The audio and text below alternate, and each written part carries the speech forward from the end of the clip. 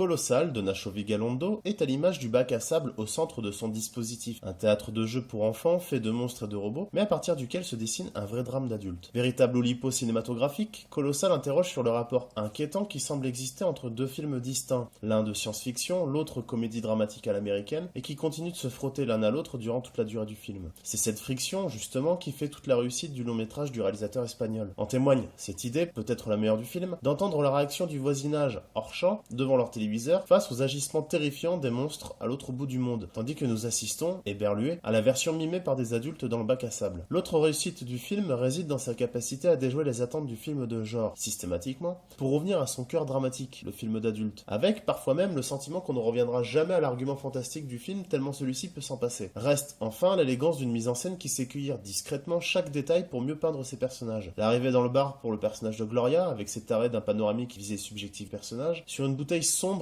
et floue au premier plan, ou encore la photographie au visage gratté, expression subtile de la détresse et de la névrose du personnage d'Oscar, que Gloria remarque lorsqu'elle arrive chez lui pour la première fois. Colossal propose un twist admirable et astucieux, au timing aussi parfait que celui des films de Shyamalan. Difficile aussi de ne pas succomber au name-dropping tellement le film est empreint de références. On pense à Cassavetes, moins pour Gloria justement que pour une femme sous influence. On pense à Noah Baumbach aussi, plus qu'à Wes Anderson, dont le nom est d'ailleurs littéralement cité par le personnage principal pour décrire le bar, endroit qui s'apprête à devenir un véritable enfer dans le film, ce qui en dit long sur la distance avec les références citées. L'ultime gag, in fine, fait malheureusement décrocher la tonalité générale. Alors que l'alcoolisme notoire du personnage principal est un vrai sujet tout au long du film, voilà qu'il devient un mauvais gag de série télévisée girly, du genre Lee McBeal. Bref, vous l'aurez compris, Colossal est une excellente surprise, une proposition de cinéma assez rare, japanisante presque, ça aurait pu être un film de Sonotion ou Takeshi Miike. C'est surtout un film qui ne cède jamais à sa propre folie. À l'instar de son héroïne, il aura certainement fallu lutter durement pour atteindre cette exemplaire sobriété.